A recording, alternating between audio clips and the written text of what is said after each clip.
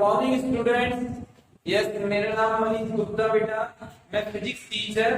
ठीक है, आपका 11th क्लास में यूनिक एकेडमी की ऑनलाइन क्लासेस में स्वागत है बेटा।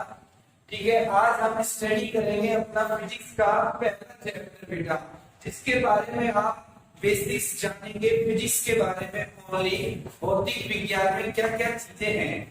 तो सबसे पहले हम स्टार्ट करते हैं भौतिक विज्ञान की परिभाषा। ठीक है, भौतिक विज्ञान की परिभाषा।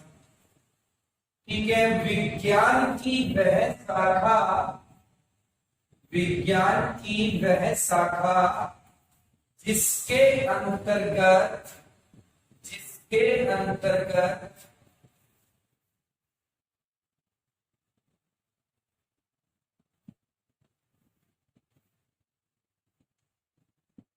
हम प्रकृति व प्राकृतिक घटनाओं का अध्ययन करते हैं।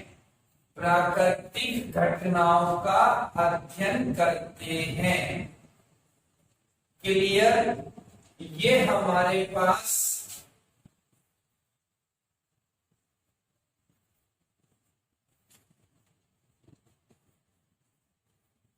तो बच्चों, प्रकृति में होने वाली बहुत सारी घटनाएं हैं, जैसे बारिश का आना, तूफान का आना, भूकंप का आना, पृथ्वी का चक्कर लगाना।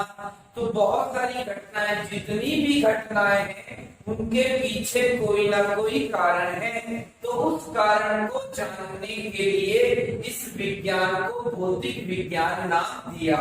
इस शब्द की उत्पत्ति हुई बच्चों, एक शब्द है अंग्रेजी में फिजिक्स कहते हैं। ये एक ग्रीक शब्द है। ठीक है, इसका मतलब होता है प्रकृति। क्लियर? तो प्रकृति में जो भी घटनाएं आप देखते हैं वो सब हम बेटा फिजिक्स के अंदर इसका अध्ययन करते हैं। क्लियर? तो यहाँ पर हमने शुरू में भौतिक विज्ञान को दो भागों में बांटा। ठीक है, भौतिक विज्ञान को हमने दो भागों में बांटा, डिवाइड किया।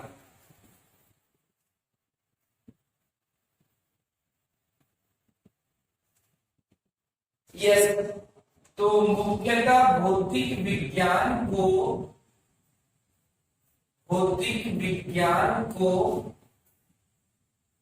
मुख्यतः दो भागों में बांटा गया। दो भागों में बांटा जाता है।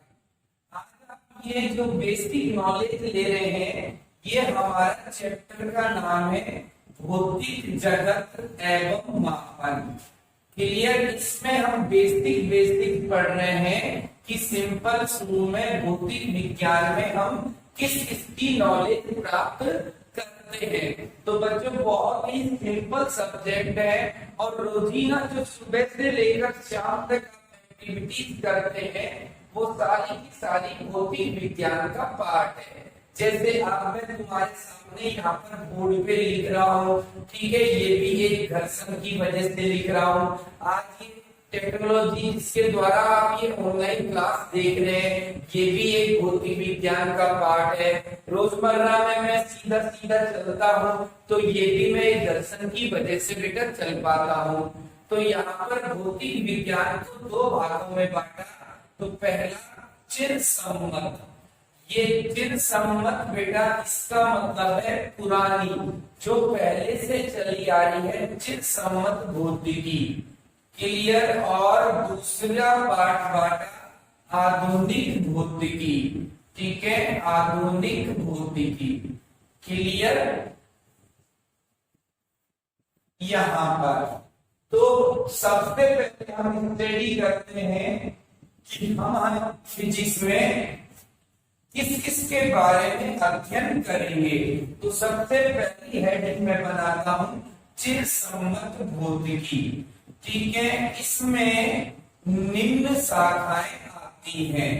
ठीक है, भौतिकी इस भाग में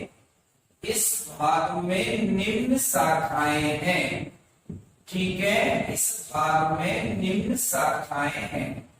तो ये बेसिक्स है बिल्कुल फिजिक्स का शुरुआत, कि आप फिजिक्स में, भौतिक विज्ञान में किस किस टॉपिक्स के बारे में आप पढ़ेंगे। क्लियर? तो एक एक टॉपिक को धीरे धीरे क्लियर कर रहा हूं, फिर ये जैसे जैसे आगे बढ़ता है और एक एक चैप्टर के रूप में ये पढ़ाया जाएगा।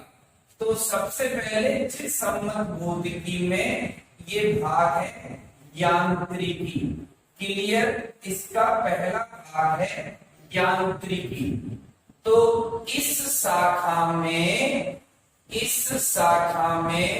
हम वस्तुओं की गति तथा साम्य अवस्था का अध्ययन करते हैं। क्लियर? इसे यांत्रिकी कहते हैं। ठीक है? वस्तुओं की गति और वस्तुओं की साम्य अवस्था मतलब रेस्ट। अंग्रेजी में दो शब्द होते हैं, रेस्ट मतलब रुका हुआ और एक मोशन मतलब गति। तो इनका अध्ययन हम करते हैं, वो ब्रांच कहलाती है यांत्रिकी। ये सब चित्त सम्मत भौतिकी के अंदर की शाखाएं हैं। तो दूसरे नंबर पे इसमें आता है विद्युत चुंबक या विद्युत भौतिकी, विद्युत चुंबक। ठीक है? दूसरी शाखा। इस शाखा में हम विद्युत तथा चुंबक। चुंबक तो सभी जानते हैं, देखी भी होगी अपन ने, उत्तर दक्षिण दो ध्रुव होते हैं। और विद्युत का हम जानते हैं, 10वीं क्लास में भी आवेश के बारे में पढ़ते हैं और घरों में भी हम बिजली की सप्लाई यूज करते हैं, तो उससे रिलेटेड है। तो विद्युत तथा चुंबक के गुणों का अध्ययन करते हैं, गुणों का अध्ययन करते हैं। क्लियर? ये हमारे पास दूसरी शाखा है इसी के अंदर का। क्लियर? तीसरा पॉइंट है इसमें, वो है प्रकाशिकी। क्लियर? प्रकाशिकी नाम से समझ जाओ और 10th क्लास में भी आप इसके बारे में जानते हैं। ठीक है? इसमें हम प्रकाश के बारे में अध्ययन करते हैं। तो इस शाखा में हम, ठीक है, प्रकाश का उत्सर्जन, प्रकाश का संचरण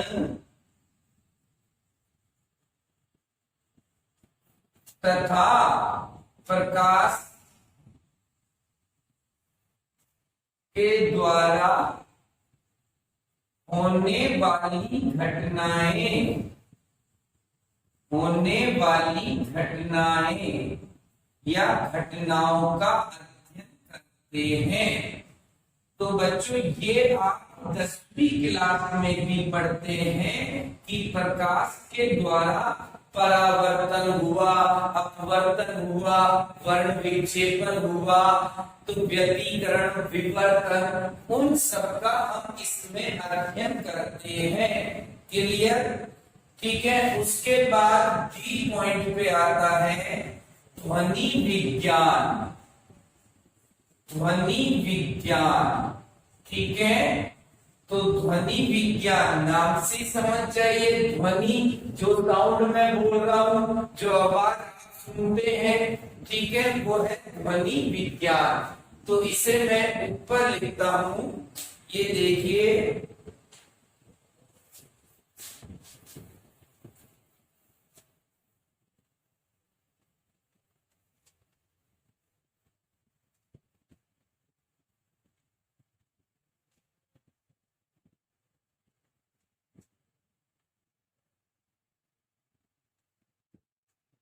तो ये हमारे पास इसका चौथा पॉइंट है बेटा, डी पॉइंट है ध्वनि विज्ञान। तो इस शाखा में हम कंपन बेटा कोई भी आवाज करते हैं उसमें कंपन पैदा होता है। जैसे आप किसी भी लोहे पे कोई आवाज या किसी डंडे से चोट करिए तो एक कंपन पैदा होगा। कंपन तथा तरंगों का अध्ययन करते हैं। तरंगों का अध्ययन करते हैं।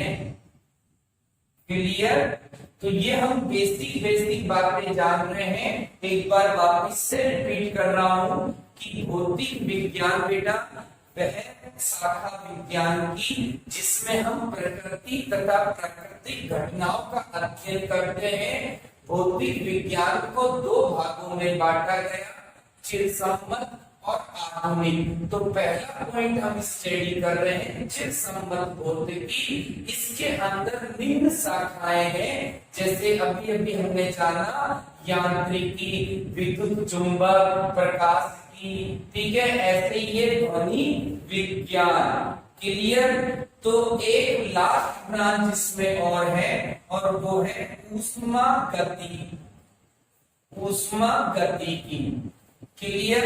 तो बच्चों ये शब्द भी आपका जाना पहचाना है। ऊष्मा, हीट, ताप, ठीक है। कोई वस्तु गर्म है, ठंडी है, इस प्रकार से। तो इस शाखा में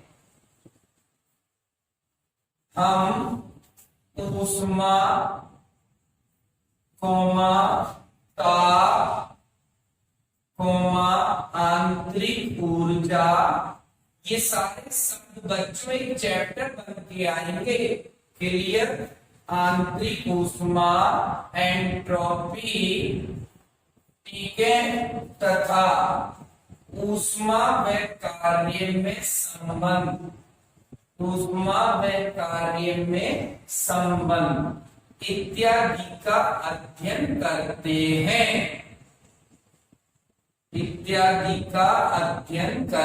हैं। क्लियर? तो बच्चों ये चिरसम्मत भौतिकी में 5 शाखाएं डिवाइड की गई हैं। चिरसम्मत का मतलब पुरानी भौतिकी जो सन 1500 से चली आ रही है। वैज्ञानिक गैलीलियो, ठीक है, वैज्ञानिक का नाम है बच्चों गैलीलियो, उससे भी पहले, ठीक है। और वैज्ञानिक गैलीलियो के बाद वैज्ञानिक न्यूटन है, वैज्ञानिक आइंस्टीन है। तो ये सारे फेमस नाम आपने सुने होंगे जिनके द्वारा ये ब्रांचेज, ये शाखाएं बनाई गई है। चलिए अब हम दूसरी भौतिकी की बात करेंगे, आधुनिक भौतिकी की।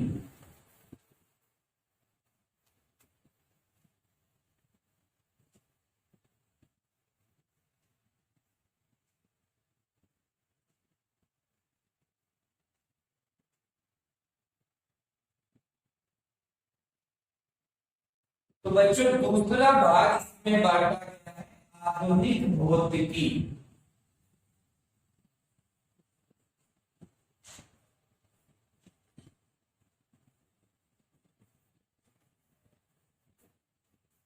इस भाग में निम्न शाखाएं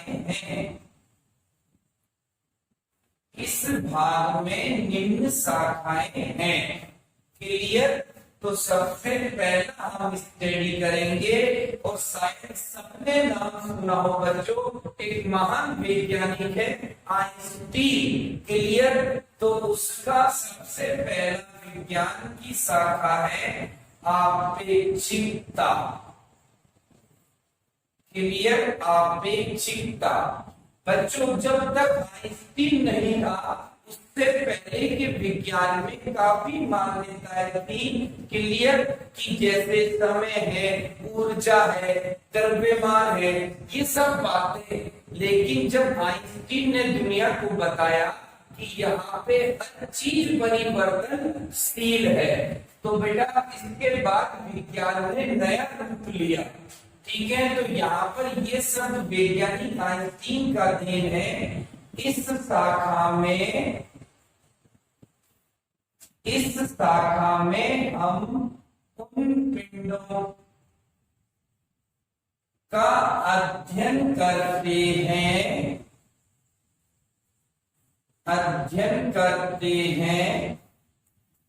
जिनका वेग लगभग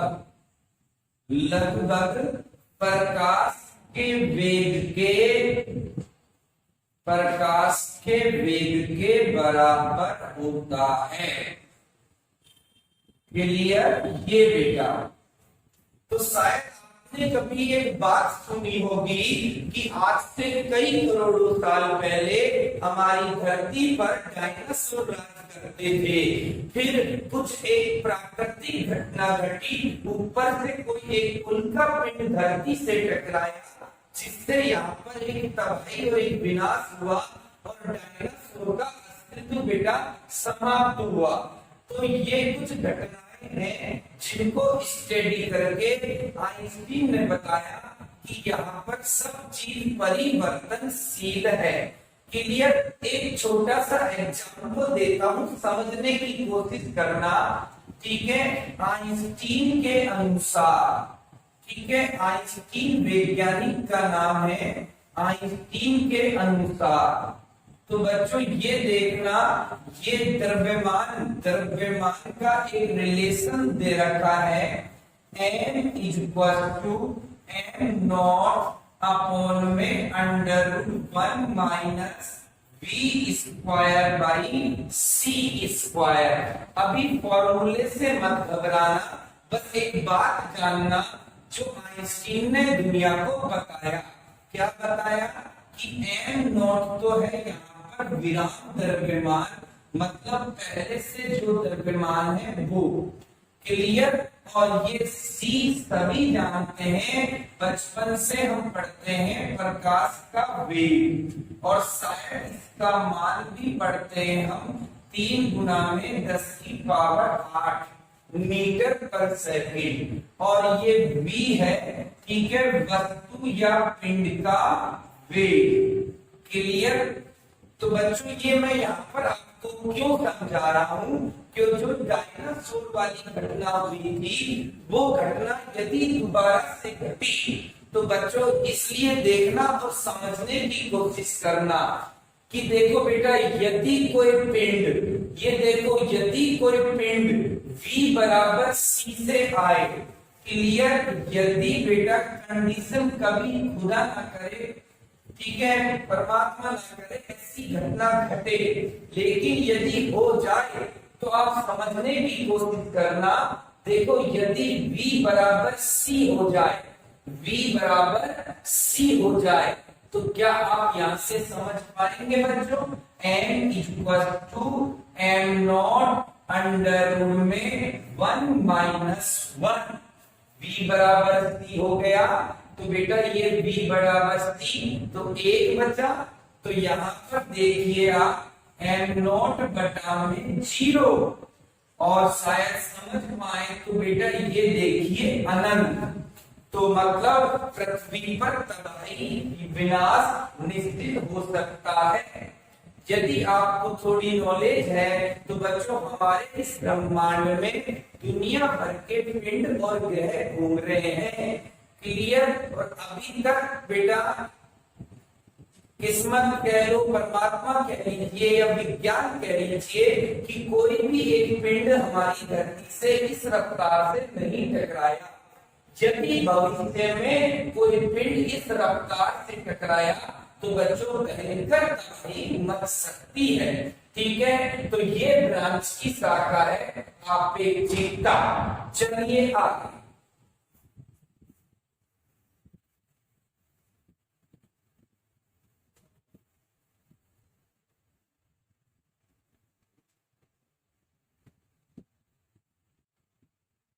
नेक्स्ट इसकी शाखा है क्वांटम भौतिकी।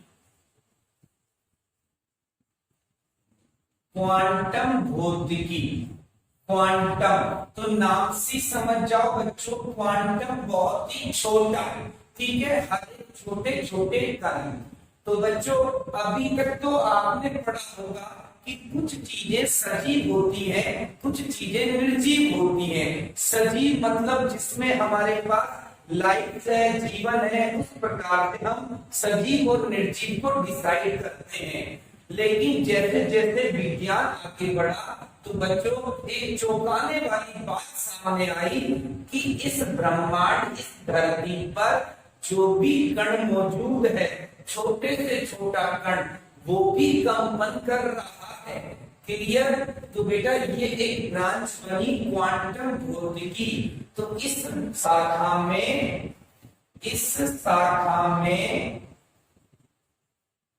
हम नए भौतिक सिद्धांत,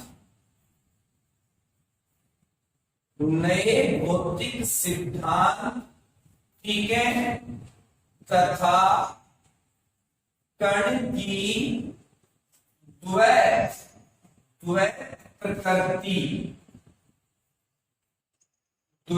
प्रकृति का अध्ययन करते हैं। क्लियर? ठीक है बच्चों, ये द्वैत प्रकृति का मतलब कण और कण।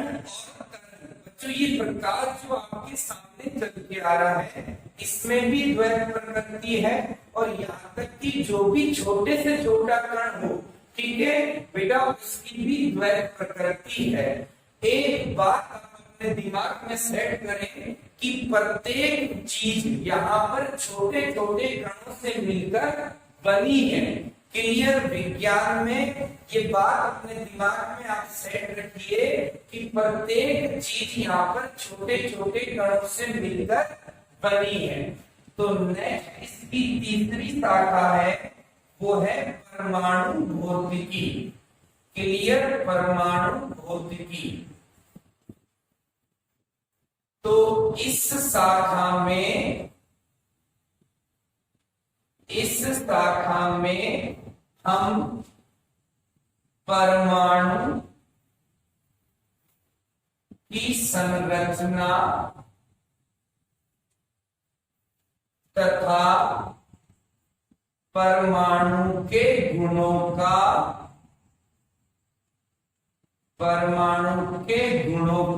अध्ययन करते हैं।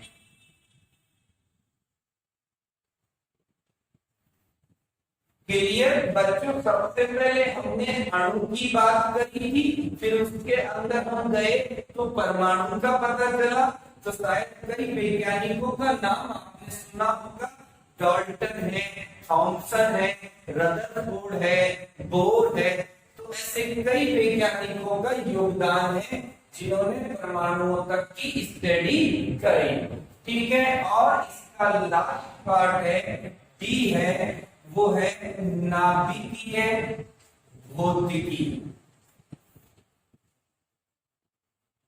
नाभिकीय भौतिकी। क्लियर? इस शाखा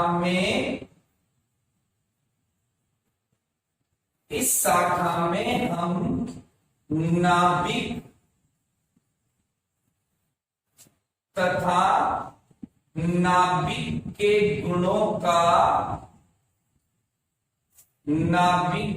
गुणों का अध्ययन करते हैं।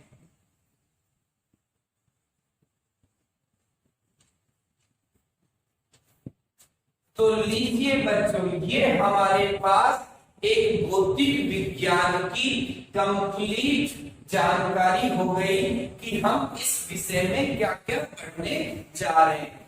बच्चों मैंने अपना जितना जीवन में पढ़ाई किया है, डॉक्टर मनीष गुप्ता मेरा पीएचडी की हुई है बेटा, तो मैंने इलेक्ट्रिकल और इलेक्ट्रॉनिक्स में पढ़ाई की हुई है। तो मैंने आपको आज जो यहाँ पर स्टडी करवाई है, ये सिर्फ भौतिक विज्ञान की ओवरऑल नॉलेज है कि इसमें हम किस किस चीज का अध्ययन करेंगे।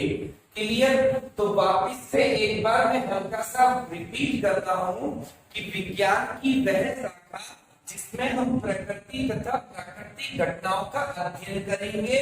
विज्ञान को, भौतिक विज्ञान को दो भागों में बांटा गया है, चिरसम्मत और आधुनिक। ठीक है? चिरसम्मत के अंतर्गत हमने शाखाएं बातें जानी, जैसे यांत्रिकी, विद्युत चुंबक, प्रकाश, ठीक है, ऊष्मा गतिकी और ध्वनि विज्ञान, उन सबका अध्ययन करेंगे। और आधुनिक भौतिकी में हमने जाना, ठीक है, अपेक्षिकता, क्वांटम भौतिकी और ये परमाणु भौतिकी और ये नाभिकीय भौतिकी। तो ये सब शाखाओं को हम एक एक चैप्टर में स्टडी करेंगे। तो ये अभी तक जो आपने जाना, ये ओवरऑल भौतिक विज्ञान का एक ओवरऑल संक्षिप्त वर्णन है। ये हमें पढ़ना है।